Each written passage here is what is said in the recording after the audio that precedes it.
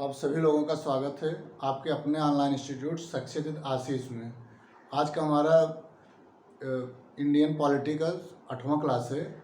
आज हम आप लोगों को जो है इंडियन पॉलिटिक्स से संबंधित 8वां क्लास पढ़ाने जा रहे हैं और जिसमें हमारा आज का टॉपिक होगा भारत का राष्ट्रपति।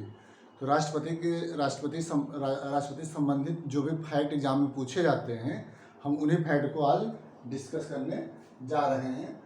आप लोगों से निवेदन है कि आप लोग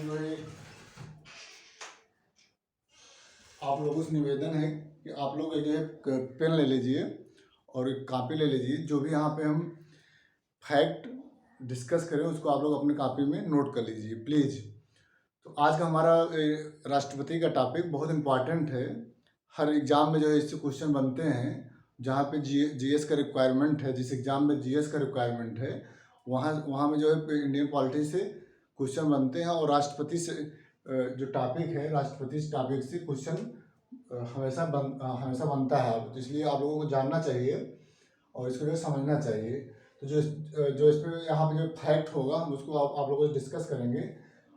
उसको लिखा देंगे। जो फैक्ट राष्ट्रपति से रिलेटेड जो फैक्ट होगा जो एग्जाम में पूछे जाते हैं उसको हम यहाँ पे जो है बोर्ड पे हम लिखा देंगे और कुछ कॉन्सेप्ट है उसको हम जो है आप लोगों से डिस्कस करेंगे। तो प्लीज़ आप लोग जो है हमारे साथ इसको जो भी फैक्ट यहाँ पे हम डिस्कस करें उसको आप लोग अपने कॉपी में नोट करिए। इससे पहले हमारा आज का 8वां क्लास है इंडियन पॉलिटी का। इसके पहले 7 क्लास हम इंडियन पॉलिटी का बना करके अपने यूट्यूब चैनल पे अपलोड कर दिए हैं। आप लोगों से निवेदन है कि प्लीज़ आप लोग हमारे यूट्यूब चैनल को सब्सक्राइब करके और प्ले लिस्ट में जा करके सभी वीडियो को आप देख करके वीडियो के लिंक को आप प्लीज़ शेयर करिए, सब्सक्राइब करिए। तो आज का हम अपना क्लास शुरू करने जा रहे हैं। आज का हमारा टॉपिक है भारत का राष्ट्रपति। ओके, तो भारत का राष्ट्रपति जो है संघीय कार्यपालिका का प्रधान राष्ट्रपति होता है। तो संघीय कार्यपालिका का प्रधान कौन होता है? संघीय कार्यपालिका का प्रधान राष्ट्रपति होता है। ओके, यानी कि जो केंद्र सरकार जो लोकसभा का प्रधान मतलब लोकसभा में जो भी जो कार्यपालिका है, जो संघीय कार्यपालिका है वहाँ पे जो भी निर्णय लिए जाते हैं तो जो है राष्ट्रपति के नाम से ही लिए जाते हैं। यानी कि राष्ट्रपति के ही हस्ताक्षर से कोई कानून बनता है। कोई विधेयक जो है पास होकर गया तो राष्ट्रपति उस पर सिग्नेचर करेगा तभी वो कानून बनता है। तो ये जो है संघीय कार्यपालिका का प्रधान राष्ट्रपति होता है और ये जो है देश का प्रथम नागरिक होता है। ठीक, तो जो है देश का प्रथम नागरिक कौन होता है? राष्ट्रपति देश का प्रथम नागरिक होता है। ओके, और ये जो है संघ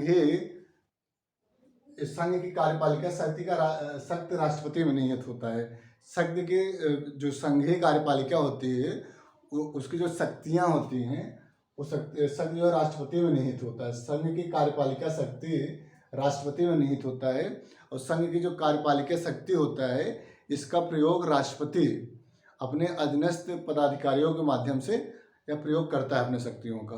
ओके, तो ये जो है कुछ फैक्ट है, इसको आप लोग अपने कॉपी में नोट कर लीजिएगा। राष्ट्रपति किस अनुच्छेद में है? राष्ट्रपति 51 अनुच्छेद में। राष्ट्रपति का प्रावधान जो राष्ट्रपति के बारे में दिया गया है तो किस अनुच्छेद में है? ये अनुच्छेद 52 में राष्ट्रपति के बारे में बताया गया है संविधान में। तो इसको आप लोग अपने कॉपी में नोट कर लीजिए कि अनुच्छेद 52 भारत के राष्ट्रपति से संबंधित है। उसके बाद नेक्स्ट लिखिए कि संघीय कार्यपालिका का प्रधान राष्ट्रपति होता है और देश का प्रथम नागरिक होता है। ठीक है, भारत जो है राष्ट्रपति जो है भारत का या देश का प्रथम नागरिक होता है। प्रथम नागरिक कौन है देश का? राष्ट्रपति प्रथम नागरिक होता है। संघ की कार्यपालिकी शक्ति राष्ट्रपति में निहित होती है। जो संघ की कार्यपालिका होता है, जो संघ की कार्यपालिकी शक्ति होती है तो उसके जो है वो राष्ट्रपति में निहित होता है और राष्ट्रपति कार्यपालिकी शक्ति का प्रयोग अपने पदाधिकारियों जो अपने अधीनस्थ अधिकारी हैं उन्हीं के माध्यम से इसका निर्णय वो लेता है। ओके, उन्हीं के सहयोग से। तो ये जो है संघ की कार्यपालिकी शक्ति राष्ट्रपति में निहित होता है। इसको भी जो है अपने कॉपी में इसको आप लोग नोट कर सकते हैं। ओके, तो भारत के राष्ट्रपति किस अनुच्छेद में है? भारत के राष्ट्रपति 52 अनुच्छेद में है, 52 अनुच्छेद में है राष्ट्रपति संघ कार्यपालिका का प्रधान राष्ट्रपति होता है। देश का प्रथम नागरिक राष्ट्रपति होता है और संघ की कार्यपालिकी शक्ति राष्ट्रपति में निहित होता है। तो ये जो है अपने कॉपी में आप लोग नोट कर लीजिए प्लीज। नेक्स्ट है हमारा राष्ट्रपति की योग्यताएं, यानी राष्ट्रपति निर्वाचित होने के लिए कौन कौन योग्यताएं होनी चाहिए। भारत में राष्ट्रपति निर्वाचित होने के लिए उनके मतलब क्या क्या योग्यताएं होनी चाहिए। तो योग्यताएं क्या क्या होनी चाहिए इसको आप लोग अपनी कॉपी में नोट कर लिए। पहला योग्यता होना चाहिए कि वह भारत का नागरिक हो। राष्ट्रपति का प्रथम जो योग्यताएं हैं वो है, प्रथम तो है वो भारत का नागरिक हो। यदि भारत का नागरिक राष्ट्रपति, यदि कोई भारत का नागरिक है तभी वह राष्ट्रपति बन सकता है भारत में। ये जो है योग्यताएं में दिया गया है। तो राष्ट्रपति की योग्यताएं, राष्ट्रपति योग्यताएं में पहला योग्यता है कि वह भारत का नागरिक हो। दूसरा है वह 35 साल का उम्र, मतलब उसका एज जो है 35 साल का हो, यानी 35 साल का यदि उसका एज है, उम्र है, तभी वह राष्ट्रपति पद ग्रहण कर सकता है। तीसरा है कि तीसरा में दिया गया है कि लोकसभा का सदस्य निर्वाचित होने का योग्यता रखता हो, यानी जो लोकसभा है, लोकसभा सदस्य निर्वाचित होने के लिए योग्यता रखता हो। ये जो तीसरा योग्यताएं राष्ट्रपति का है। तो अब इसको आप लोग अपने फैक्ट के रूप में अपने कॉपी में नोट कर लीजिएगा कि राष्ट्रपति की योग्यताएं अनुच्छेद 58 में दिया गया है। राष्ट्रपति की योग्यताओं से संबंधित अनुच्छेद 58 है, यानी अनुच्छेद 58 में राष्ट्रपति की योग्यताओं से संबंधित बातें कही गई हैं। तो पहला है कि वह भारत का नागरिक हो। राष्ट्रपति की योग्यताओं में पहला है वह भारत का नागरिक हो, वह 35 वर्ष की आयु पूरी कर चुका हो, वह 35 वर्ष की आयु पूरी कर चुका हो और वह लोकसभा सदस्य निर्वाचित होने का योग्यता रखता हो। ठीक, तो ये जो है तीन बातें जो है भारत के राष्ट्रपति की योग्यताएं हैं। तो योग्यताओं में तीन योग्यताएं होनी चाहिए जो कंपलसरी है, यानी पहला वह भारत का नागरिक हो, दूसरा उसकी जो है एज, उम्र 35 साल का हो, और तीसरा है कि वह लोकसभा सदस्य बनने की योग्यता रखता हो। तो ये जो है तीनों जो योग्यताएं हैं एग्जाम में पूछे जाते हैं, तो इसको जो है आप लोग अपने कॉपी में नोट करके याद कर लीजिए प्लीज़। और जो है राष्ट्रपति जो है किसी पद लाभ का पद धारण ना करता हो, यानी कि राष्ट्रपति जो बनाया जाएगा वो किसी पद को धारण ना करता हो। तो ये बातें जो है कही गई हैं। ठीक, तो आप लोग इसको अपने कॉपी में नोट कर लीजिएगा। और नेक्स्ट है हमारा राष्ट्रपति पद के उम्मीदवार का नाम कम से कम 50 मतदाताओं द्वारा प्रस्तावित और 5 मतदाताओं द्वारा अनुमोदित होना चाहिए। राष्ट्रपति पद के उम्मीदवार का नाम कम से कम 50 मतदाताओं द्वारा प्रस्तावित और 50 मतदाताओं द्वारा अनुमोदित होना चाहिए। ये भी जो है इम्पॉर्टेंट है, एक फैक्ट, इसको आप लोग अपने कॉपी में नोट कर सकते हैं। ओके, अब इसके आगे जो है हम डिस्कस करने जा रहे हैं, प्लीज़ इसको आप लोग अपने कॉपी में नोट कर लीजिए प्लीज़।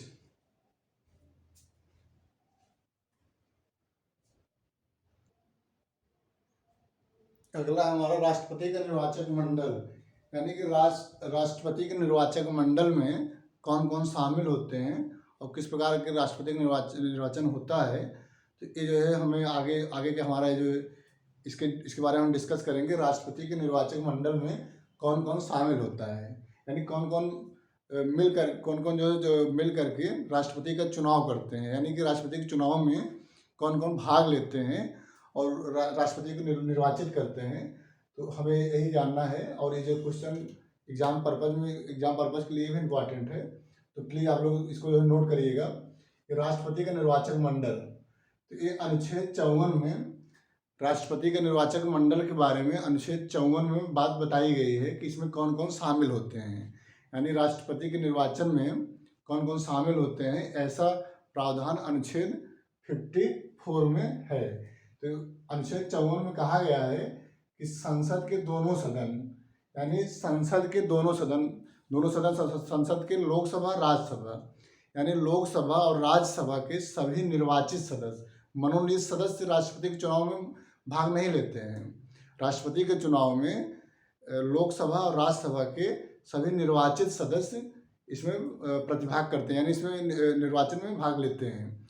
मनोनीत सदस्य इसमें भाग नहीं लेते हैं। तो पहला हमारा, इसको आप लोग नोट करिए कि संसद के दोनों सदन, लोकसभा एवं राज्यसभा के निर्वाचित सदस्य, ठीक है। तो संसद के दोनों सदन, लोकसभा एवं राज्यसभा के सभी निर्वाचित सदस्य जो है राष्ट्रपति के निर्वाचन मंडल में शामिल होते हैं।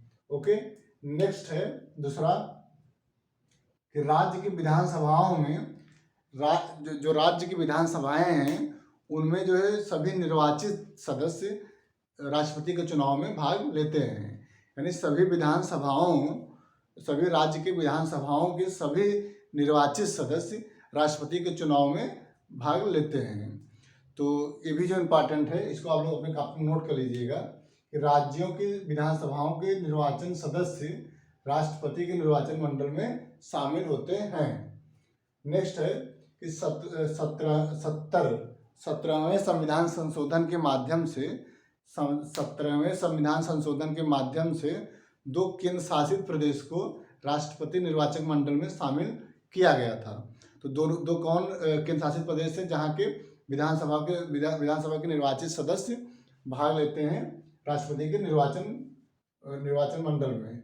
तो जो है 17वें संविधान संशोधन के माध्यम से दिल्ली एवं पांडिचेरी संघ शासित प्रदेश के निर्वाचित सदस्यों को राष्ट्रपति के निर्वाचन मंडल में रखा गया। ओके, तो 2 ही केंद्र शासित प्रदेश हैं, पहला है दिल्ली और दूसरा है पांडिचेरी, जो संघ शासित प्रदेश है और राष्ट्रपति के निर्वाचन मंडल में भाग लेते हैं। तो ये जो है 17वें संविधान संशोधन के माध्यम से ऐसी व्यवस्था बनाई गई और जिसमें जो कहा गया कि अब दिल्ली और पांडिचेरी के संघ शासित प्रदेश के निर्वाचित सभी सदस्य राष्ट्रपति के निर्वाचन मंडल में भाग लेंगे। नेक्स्ट है अनुच्छेद 55 के अनुसार राष्ट्रपति का जो निर्वाचन होता है किस पद्धति के आधार पर होता है, मतलब कैसे निर्वाचन होता है, ये जो है अनुच्छेद 55 में कहा गया है। अनुच्छेद 55 के अनुसार राष्ट्रपति का निर्वाचन कैसे होगा, किस पद्धति के अकॉर्डिंग होगा, ये बातें जो है अनुच्छेद 55 में बातें कही गई हैं। इसमें अनुच्छेद 55 के अनुसार राष्ट्रपति का निर्वाचन अनुपातिक प्रतिनिधित्व पद्धति के अनुसार एकल संक्रमणीय मत प्रणाली के द्वारा किया जाता है। तो इसको खाली आप लोग ऐसे इसको अपने कापी में लिख लीजिएगा, डायरेक्ट पूछा जाता है। अब मतलब क्या है कैसे है इसको नहीं पूछा जाएगा आपसे, केवल आपसे डायरेक्ट यही पूछा जाएगा अनुपातिक प्रतिनिधित्व पद्धति के अनुसार एकल संक्रमणीय मत प्रणाली के द्वारा राष्ट्रपति का निर्वाचन किया जाता है। ओके, तो इसको आप लोग अपने कापी में नोट कर लीजिए, एग्जाम में पूछा जा सकता है। तो अनुच्छेद 55 के अनुसार राष्ट्रपति का निर्वाचन अनुपातिक प्रतिनिधित्व पद्धति के अनुसार एकल संक्रमणीय मत प्रणाली के द्वारा राष्ट्रपति का निर्वाचन किया जाता है। तो ये जो है कुछ इम्पॉर्टेंट फैक्ट है, इसको आप लोग अपने कापी में नोट करिए, फिर इसके आगे हम डिस्कस करने जा रहे हैं।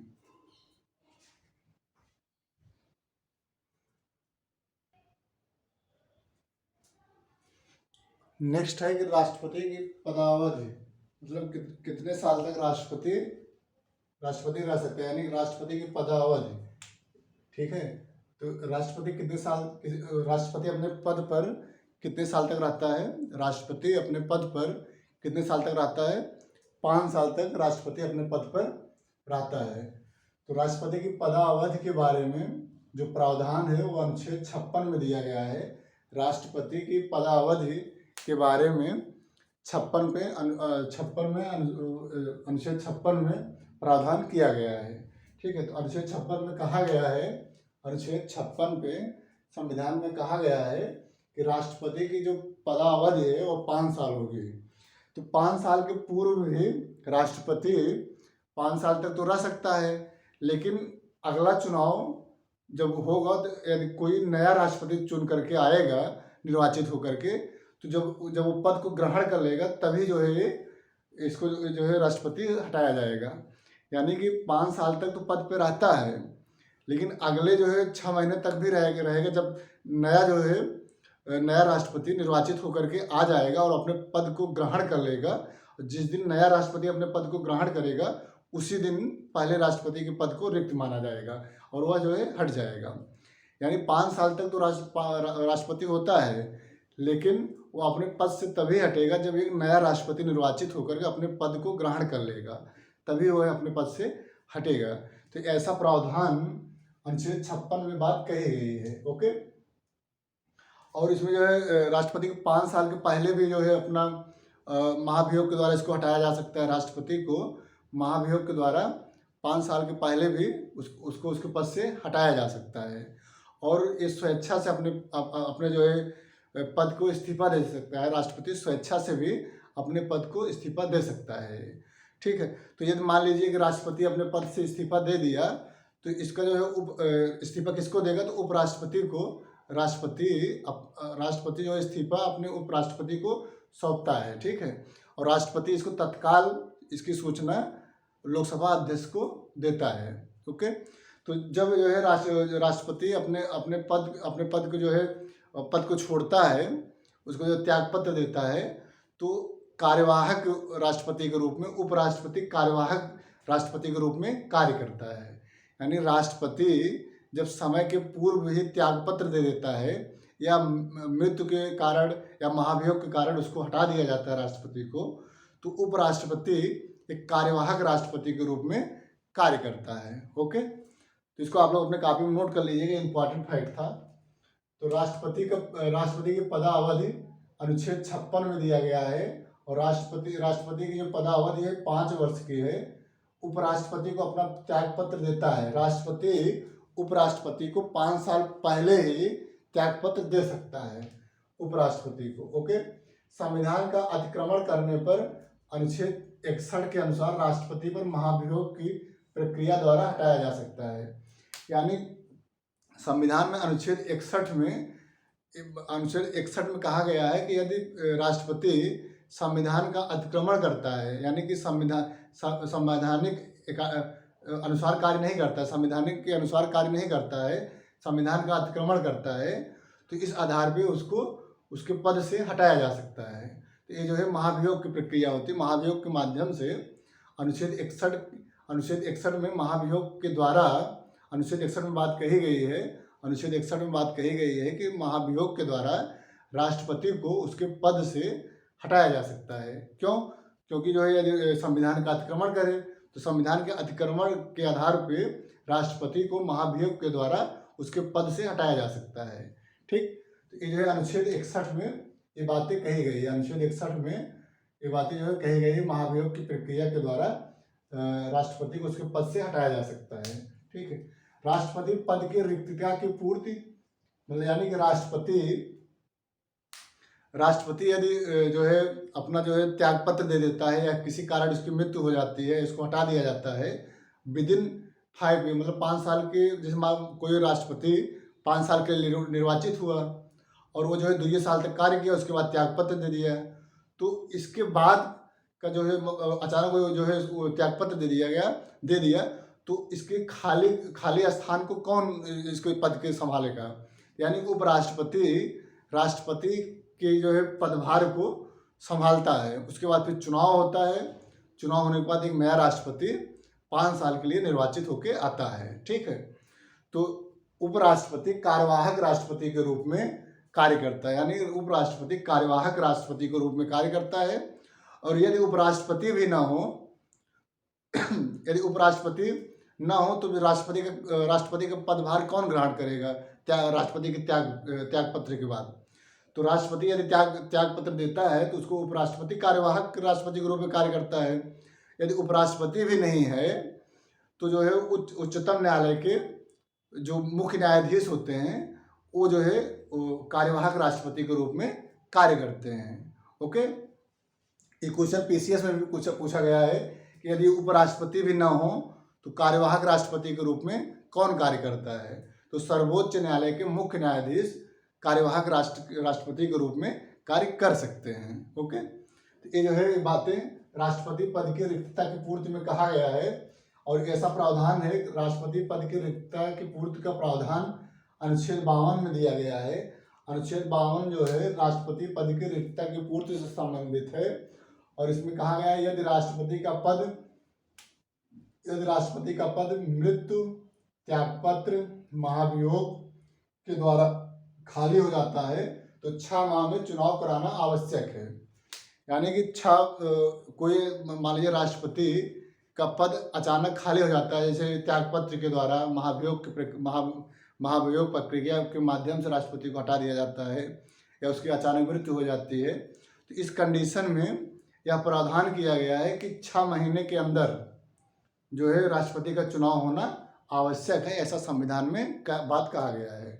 और उस 6 महीने तक कार्यवाहक राष्ट्रपति के रूप में उपराष्ट्रपति न हो तो सर्वोच्च न्यायालय के मुख्य न्यायाधीश राष्ट्रपति कार्यवाहक राष्ट्रपति के रूप में कार्य करेगा।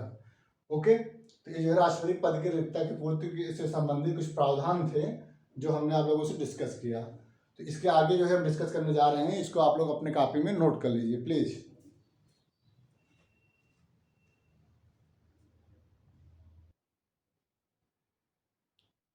अगला है भारत के राष्ट्रपति में जो अगला हमारा इम्पोर्टेंट फैक्ट है उसको भी आप लोग नोट कर लीजिए कि राष्ट्रपति को शपथ कौन दिलाता है। यानी राष्ट्रपति को शपथ कौन दिलाता है, तो राष्ट्रपति को शपथ उच्चतम न्यायालय के मुख्य न्यायाधीश के द्वारा दिलाया जाता है। ठीक है, तो राष्ट्रपति को जो शपथ है उच्चतम न्यायालय के मुख्य न्यायाधीश के द्वारा दिलाया जाता है। ओके, यानी कि राष्ट्रपति को शपथ उच्चतम न्यायालय के मुख्य न्यायाधीश के द्वारा शपथ दिलाया जाता है। ओके, यदि उच्चतम न्यायालय के मुख्य न्यायाधीश अनुपस्थित रहें तो उनको कौन जो है शपथ दिलाता है, तो उच्चतम न्यायालय के ज्येष्ठतम न्यायाधीश। यानी यदि मुख्य न्यायाधीश नहीं है तो उसके बाद जो ज्येष्ठतम न्यायाधीश होगा वो राष्ट्रपति को शपथ दिलाएगा। ओके, तो ये जो इम्पोर्टेंट है इसको आप लोग अपने कॉपी में नोट कर लीजिएगा कि राष्ट्रपति को शपथ कौन दिलाता है, उच्चतम न्यायालय के मुख्य न्यायाधीश के द्वारा। उच्चतम न्यायालय के मुख्य न्यायाधीश के द्वारा राष्ट्रपति को शपथ दिलाया जाता है। ओके, यदि उच्चतम न्यायालय के मुख्य न्यायाधीश भी उपस्थित ना हो तो जो है उच्चतम न्यायालय के वरिष्ठतम न्यायाधीश के द्वारा राष्ट्रपति को शपथ दिलाया जाता है। ओके, और ये जो राष्ट्रपति की जो शपथ प्रक्रिया है, यानी कि राष्ट्रपति को जो शपथ दिलाया जाता है, ये किस अनुच्छेद में दिया गया है, ये जो है अनुच्छेद 60 में इस प्रक्रिया को दिया गया है, जबकि अनुसूचित 3 में नहीं है। अनुसूचित 3 में अन्य लोगों को जो शपथ दिलाने की बात कही गई है, लेकिन जबकि राष्ट्रपति को जो शपथ दिलाने के ये अनुच्छेद में कहा गया है। यानी राष्ट्रपति को जो शपथ दिलाने का प्रारूप अनुच्छेद 60 में क्या व्यवस्था है कि राष्ट्रपति को शपथ कौन दिलाएगा और शपथ में क्या क्या प्रावधान है। तो इसको आप लोग अपने कॉपी में नोट कर लीजिएगा, तो जो है क्वेश्चन इंपॉर्टेंट है, पूछा जा सकता है। ओके, तो जो है राष्ट्रपति को शपथ कौन दिलाता है, उच्चतम न्यायालय के मुख्य न्यायाधीश के द्वारा। राष्ट्रपति को शपथ कौन दिलाता है, उच्चतम न्यायालय के मुख्य न्यायाधीश के द्वारा शपथ दिलाया जाता है। ओके, और जो है अगर उच्चतम न्यायालय के मुख्य न्यायाधीश भी अनुपस्थित रहें तो उच्चतम न्यायालय के ज्येष्ठतम न्यायाधीश के द्वारा शपथ दिलाया जाता है। और राष्ट्रपति के शपथ का प्रारूप अनुच्छेद 60 में दिया गया है, जबकि अनुसूचित 3 में राष्ट्रपति के शपथ के बारे में प्रावधान नहीं किया गया है। ओके, इसको आप लोग अपने कॉपी में नोट कर सकते हैं और इसके आगे पे हम डिस्कस करने जा रहे हैं। ओके, और जो है शपथ के रूप में क्या शपथ लेते हैं, तो उसमें शपथ में जो बात, मतलब शपथ में जो राष्ट्रपति शपथ लेते हैं उसमें क्या बात कही गई है। इसमें कहा गया है, पहला है श्रद्धा पूर्वक राष्ट्रपति के पदीय कर्तव्यों का पालन करूंगा। राष्ट्रपति उच्चतम न्यायालय के मुख्य न्यायाधीश के सामने जो शपथ लेता है, राष्ट्रपति कहता है कि श्रद्धा पूर्वक राष्ट्रपति के पदीय कर्तव्यों का पालन करूंगा और संविधान और विधि का परिरक्षण, संरक्षण और प्रतिरक्षण करूंगा। ओके, तो ये जो है कुछ बातें कही गई हैं संविधान, मतलब इनके शपथ के प्रारूप में, जो राष्ट्रपति जो है उच्चतम न्यायालय के मुख्य न्यायाधीश के द्वारा शपथ ग्रहण करेगा। ठीक, तो इसको जो है आप लोग अपने कॉपी में नोट कर लीजिएगा, ये इंपॉर्टेंट है। राष्ट्रपति का वेतन कितना है, राष्ट्रपति का वेतन, तो राष्ट्रपति का वेतन 5 लाख रुपए है। ओके, 5 लाख रुपए प्रति माह राष्ट्रपति का वेतन है, 5 लाख रुपए प्रति माह 5 लाख रुपए प्रतिमाह राष्ट्रपति का वेतन है। ओके, इसको आप लोग अपनी कॉपी में नोट कर लीजिएगा कि राष्ट्रपति का वेतन कितना है, 5 लाख रुपए है। और राष्ट्रपति का वेतन संचित निधि के द्वारा, संचित निधि के माध्यम से राष्ट्रपति को वेतन, पेंशन, भत्ता, राष्ट्रपति को वेतन, पेंशन, भत्ता, ये सब जो है संचित निधि के द्वारा राष्ट्रपति को प्रदान किया जाता है। ओके, इसको आप लोग अपनी कॉपी में नोट कर लीजिएगा। नेक्स्ट है राष्ट्रपति पर महाभियोग। राष्ट्रपति पर महाभियोग की प्रक्रिया के माध्यम से राष्ट्रपति को, महाभियोग की प्रक्रिया के माध्यम से राष्ट्रपति को उसके पद से हटाया जाता है। तो महाभियोग क्यों लाया जाता है, राष्ट्रपति को हटाने के लिए लाया जाता है। तो इसमें जो है यदि राष्ट्रपति किसी संविधान का अतिक्रमण करे, संविधान में कोई भी नियम कानून हो उसका वह अतिक्रमण करे, तो इस आधार पर राष्ट्रपति को महाभियोग प्रक्रिया के माध्यम से उसको उसके पद से हटा दिया जाता है। ठीक, तो राष्ट्रपति को महाभियोग की प्रक्रिया अनुच्छेद 61 में दिया गया है। अनुच्छेद 61 में कहा गया है कि लोकसभा एवं राज्यसभा यानी संसद के दोनों सदन मिल करके राष्ट्रपति को बहुमत, संसद के दोनों सदन के द्वारा बहुमत के आधार पर राष्ट्रपति को उसके पद से महाभियोग की प्रक्रिया के द्वारा हटाया जाता है। ओके, तो हम ये देखेंगे कि जो है महाभियोग प्रक्रिया क्या है और कैसे, किस आधार पर जो है राष्ट्रपति को महाभियोग प्रक्रिया के माध्यम से इसको राष्ट्रपति को उसके पद से हटाया जाता है। ओके, तो जो राष्ट्रपति पर महाभियोग की प्रक्रिया ये अनुच्छेद 61 में दिया गया है, इसको नोट कर लीजिएगा। अनुच्छेद 61 में राष्ट्रपति पर महाभियोग की प्रक्रिया के बारे में दिया गया है। और जो राष्ट्रपति पर महाभियोग लगाया जाता है उसका रीजन क्या है, उसका रीजन है, कारण है कि संविधान का अतिक्रमण। यदि राष्ट्रपति संविधान का अतिक्रमण करे तो उसको जो है उसके पद से हटाने का प्रावधान अनुच्छेद 61 में दिया गया है। ओके, अब और देख लीजिए इसके आगे क्या इंपॉर्टेंट है। राष्ट्रपति पर महाभियोग जो लगाया जाता है, राष्ट्रपति पर जो महाभियोग लगाया जाता है, यह एक अर्ध न्यायिक प्रक्रिया है, न्यायिक प्रक्रिया नहीं है, यह एक अर्ध न्यायिक प्रक्रिया है। क्वेश्चन में आता है, क्वेश्चन पूछा जाता है कि राष्ट्रपति पर महाभियोग की जो प्रक्रिया है तो वो जो है न्यायिक प्रक्रिया है कि अर्ध न्यायिक प्रक्रिया है। तो इसको आप लोग नोट करिए अपने कॉपी में कि अर्ध न्यायिक प्रक्रिया है। राष्ट्रपति पर महाभियोग यह एक अर्ध न्यायिक प्रक्रिया है। ओके, नेक्स्ट, राष्ट्रपति पर जो महाभियोग लगाया जाता है, राष्ट्रपति पर जो महाभियोग लगाया जाता है ये संसद के किसी भी सदन में प्रस्तुत किया जा सकता है। ठीक, राष्ट्रपति पर महाभियोग की प्रक्रिया का प्रारंभ संसद के किसी सदन में, संसद के किसी भी सदन में राष्ट्रपति पर महाभियोग की प्रक्रिया प्रारंभ किया जा सकता है, चाहे वो लोकसभा हो या राज्यसभा हो। यानी इसका जो प्रारंभ है, महाभियोग की प्रक्रिया का प्रारंभ लोकसभा से भी किया जा सकता है और राज्यसभा से भी किया जा सकता है। ओके, तो यही इसको नोट कर लीजिए कि राष्ट्रपति पर महाभियोग की प्रक्रिया किसी भी सदन में प्रस्तुत किया जा सकता है। यानी जो राष्ट्रपति पर महाभियोग लगाया गया है इसको जो है किसी भी सदन में प्रस्तुत किया जा सकता है। इसको लोकसभा में प्रस्तुत किया जा सकता है और राज्यसभा में प्रस्तुत किया जा सकता है।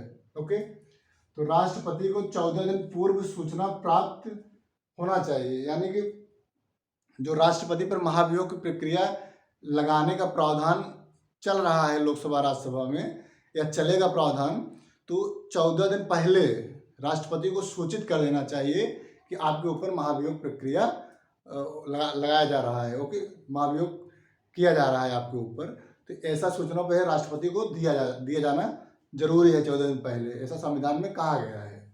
ठीक है, तो राष्ट्रपति को 14 दिन पूर्व सूचना प्राप्त होना चाहिए। ओके, नेक्स्ट है कि पहले सदन में 2/3 बहुमत, जो ये महाभियोग की प्रक्रिया है, मान लीजिए कि आप पहले सदन में या लोकसभा या राज्यसभा में आपने प्रस्तुत किया इसको, तो वहाँ पे 2/3 बहुमत से इसको जो है पारित होना आवश्यक है। यानी कि पहले सदन में जिसमें जो है महाभियोग प्रक्रिया प्रारंभ किया गया, वहाँ पे जो है 2/3 बहुमत से इसको जो है सपोर्ट होना चाहिए। ठीक है, इस महाभियोग को जो है 2/3 बहुमत से इसको पारित होना चाहिए, 2/3 बहुमत से पारित होना चाहिए। ठीक है, राष्ट्रपति पर महाभियोग जो लगाया गया है इसको पहले सदन में 2/3 बहुमत से पारित हो जाता है तो वह आगे के सदन में जाता है। यानी पहले जो है सदन में यदि दो तिहाई बहुमत से इसको पारित कर दिया जाता है तभी जो है ये अगले सदन में जाता है।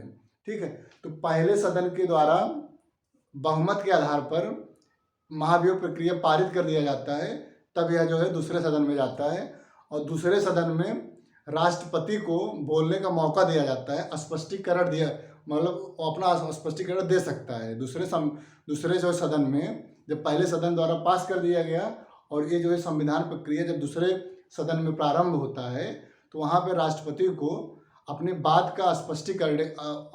का स्पष्टीकरण करने के लिए पूरा मौका दिया जाता है। ओके, वहाँ राष्ट्रपति अपने ऊपर लगाए गए महाभियोग की प्रक्रिया के बारे में स्पष्टीकरण देता है दूसरे सदन में। ओके, यही बात इसमें कहा गया है कि राष्ट्रपति को 14 दिन पूर्व सूचना प्राप्त होना चाहिए और पहले सदन में 2/3 बहुमत से पारित हो जाता है तो वह आगे की सदन में जाएगा। द्वितीय सदन द्वारा भी 2/3 बहुमत से पारित हो जाता है तो उसी दिन यदि जब दूसरे सदन में जाता है तो वहाँ पे राष्ट्रपति को जो है स्पष्टीकरण देने का मौका दिया जाता है और राष्ट्रपति अपने ऊपर लगाए गए महाभियोग के बारे में वह दूसरे सदन में बोलता है, अपना स्पष्टीकरण देता है। यदि दूसरा सदन भी 2/3 बहुमत से महाभियोग प्रक्रिया को पास कर देता है तो उसी दिन राष्ट्रपति अपने पद को त्याग देता है, यानी उसके पद से हटा दिया जाता है। ठीक है, दूसरे सदन में जब 2/3 बहुमत से महाभियोग प्रक्रिया को पास कर दिया जाता है तो उसी दिन राष्ट्रपति को उसके पद से हटा दिया जाता है। ओके, तो ये जो है यही जो है राष्ट्रपति पर महाभियोग की प्रक्रिया है और इससे क्वेश्चन पूछा जाता है तो इसको आप लोग अपनी कॉपी में नोट कर लीजिए और यहाँ से क्वेश्चन पूछा जाएगा आपसे। ठीक है, तो आज के क्लास में इतना ही। अब हम नेक्स्ट क्लास में राष्ट्रपति की शक्तियों के बारे में हम डिस्कस करेंगे। तो अगला वीडियो हमारा जो होगा राष्ट्रपति की शक्तियों से रिलेटेड होगा और ये हम आप लोगों को अच्छे से जो बताएंगे और इसको अच्छे से डिस्कशन करेंगे जो एग्जाम पर्पज से इम्पॉर्टेंट होगा। ओके, तो आप लोगों से निवेदन है कि आप हमारे वीडियो को लिंक को आप शेयर करिए, सब्सक्राइब करिए, लाइक करिए, कमेंट करिए। ओके, और जो भी आप अपना सुझाव देना चाहते हैं वो आप कमेंट के माध्यम से अपना सुझाव दे सकते हैं। ओके, तो प्लीज़ आप हमारे इस वीडियो लिंक को आप प्लीज़ शेयर करिए और सब्सक्राइब करिए प्लीज़। तो आज के इस क्लास में इतना है। अब इसके आगे हम राष्ट्रपति की शक्तियों के बारे में डिस्कस करेंगे। आज के लिए इतना ही। बहुत बहुत धन्यवाद। Thank you so much.